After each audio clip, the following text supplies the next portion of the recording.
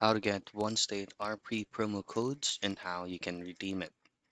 So first, if you are using one state RP via your mobile device, all you have to do is to access BlueStacks because this is where you could actually see manuals or supports on how you can get codes and how you can redeem it as well.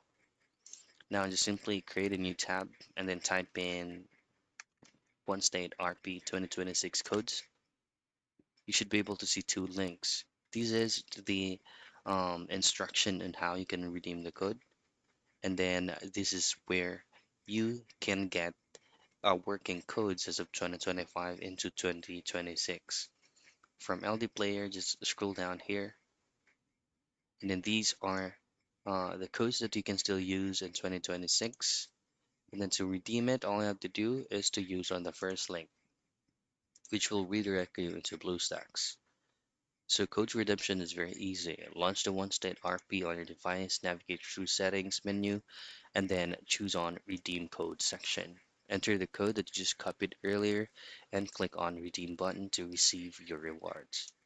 And that's it. That's how you get one-state RP codes and how to redeem them.